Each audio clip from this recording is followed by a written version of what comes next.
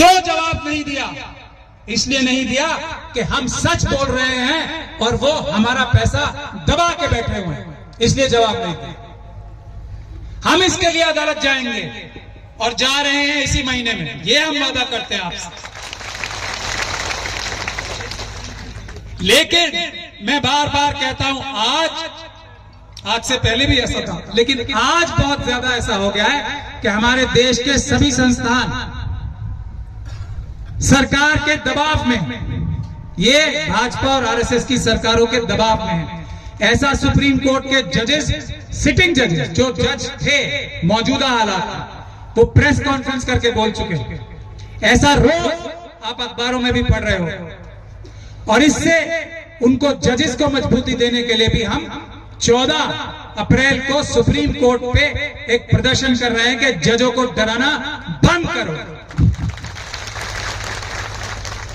लेकिन मैं उसके बाद भी आपसे कहना चाहता हूं कि अदालतों में लड़ाई संविधान के माध्यम से, और हम अपनी समस्त लड़ाइयां शांतिपूर्ण तरीके से, पहला, और दूसरा संविधान के दायरे में रह के लड़ते हैं। और वो इसलिए लड़ते हैं कि जब से बाबा साहब डॉक्टर भीमराव अंबेडकर और उनके कुछ मुट्ठी भर साथियों ने भारत का संविधान बनाया है, भारत को आजाद कराया है, तब से इस देश के मालिक तो हम ही हैं। हम अपने नौकरों से कैसे लड़ सकते हैं? हम अपने नौकरों पे क्यों हाथ उठाएं? हम अपने नौकरों को क्यों पिटाई करें? इसलिए, और ये संवैधानिक रास्ता, शांतिपूर्ण रास्ता हमारे देश में सबसे अच्छा रास्ता है और इससे सबसे अच्छा फायदा मिलता है। इसलिए संवैधानिक और शांतिपूर्ण ढंग से हम अपने सारे काम करते हैं।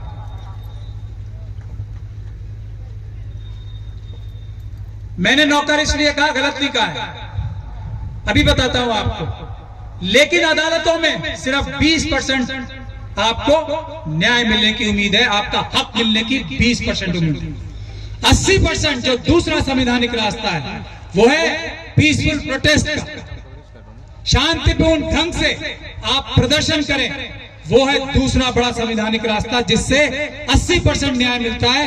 उसकी मिसाल आप लोग देख चुके हैं सीए एनआरसी के टाइम, नागरिकता के इश्यू पे मुस्लिम महिलाओं ने शुरुआत की और उसमें एससी एसटी महिलाएं जुड़ी, देश के दूसरे लोग जुड़े। सरकार को, अपनी सरकार क्योंकि नौकर है, उन्हें माफी मांगनी पड़ी और वो कानून आज तक लागू नहीं हुई।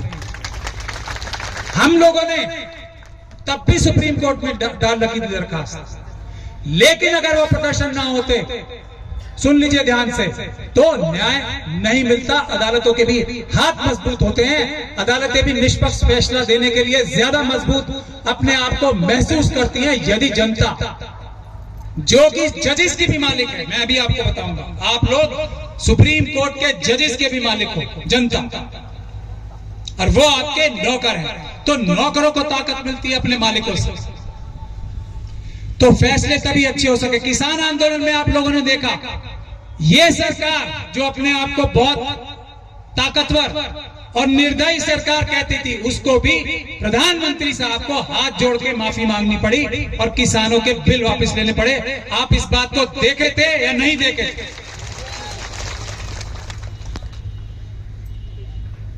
एक और बात,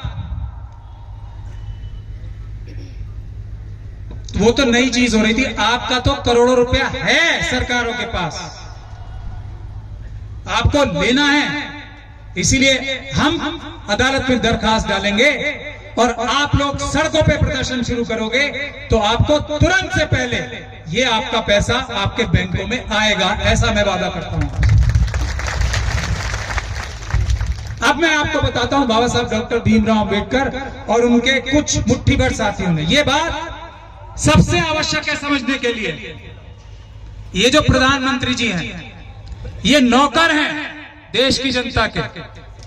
कोई शक किसी को है तो सरकारी लोग भी यहां बैठे आए और बताएं कि मैं झूठ बोल रहा हूं या सच बोल रहा हूं। प्रधानमंत्री जी आपके नौकर है, 5 साल की टेम्परेरी, आरजी नौकरी, सिर्फ 5 साल।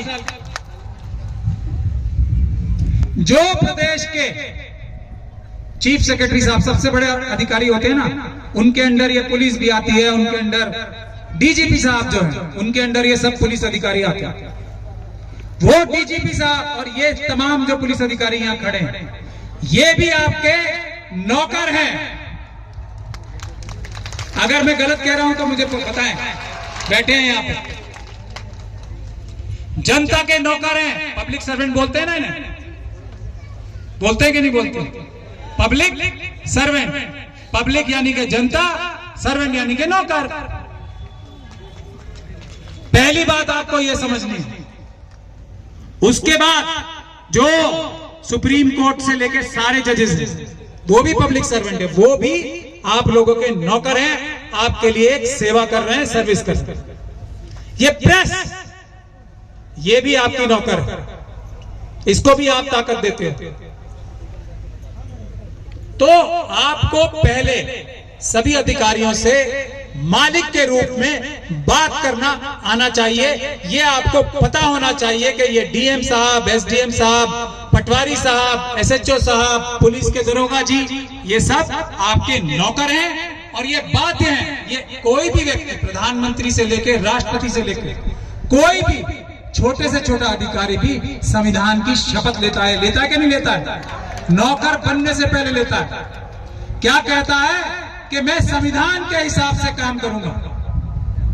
क्या कहता है कि मैं कानून जो इस संविधान के अंदर बने हैं उससे काम करूंगा।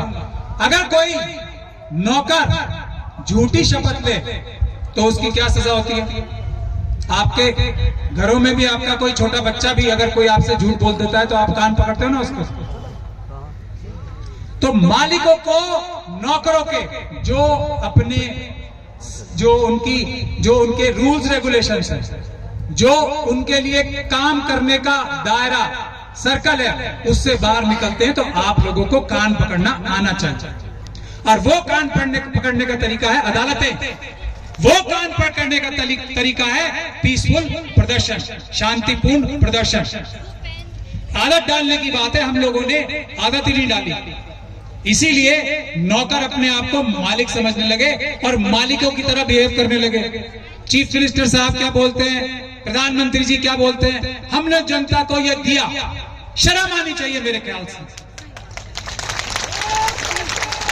मतलब आपका पैसा, आप मालिक, आपको नौकर ने दिया। ये कौन सा तरीका है भाई? कौन सा तरीका है ये समझने की बात है। आप लोगों को लगातार नौकरों पे निगरानी रखनी चाहिए कि जो आपका पैसा है वो नौकर चुरा तो नहीं रहा कहीं। रखते हैं ना नजर, ये नजर रखनी है आप लोगों को और एहसान नहीं मानना है किसी का भी, क्योंकि अगर ये नौकर ठीक से काम करते तो आप सब लोग कम से कम SC ST के तो करोड़पति होते। मैं गलत कह रहा हूं तो पकड़े मुझे। अगर ये लोग ठीक से काम करते तो आप सभी के परिवार करोड़पति होते। अगर ये लोग ठीक से काम करते तो देश का हर एक गरीब व्यक्ति गरीबी रेखा से ऊपर होता, आराम से अपनी जिंदगी व्यतीत कर रहा होता, अगर ये लोग ठीक से काम कर रहे होते। इन नौकरों ने क्या काम किया है? पैसा आप सबका, खनिज संपदा आप सबकी, जंगल आप सबके, जमीन आप सबकी, जल आप सबका, और दे दिया किसे? अपने मुट्ठी भर बेईमान दोस्तों को, अडानी अंबानी जैसे। यही हो रहा है ना, वरना एक एक परिवार भारत का और खास तौर पे शेड्यूल कास्ट, शेड्यूल ट्राइब का करोड़पति होता पूरे देश। और ट्राइबल लोगों की, आप लोगों को मुझसे ज्यादा अपने बारे में पता होगा, लेकिन मैं किस नजर से देखता हूं ट्राइबल्स को, वो भी मैं आपके सामने, जो बांध बनने की बात आ रही है ना, आज के बांध बनाएंगे,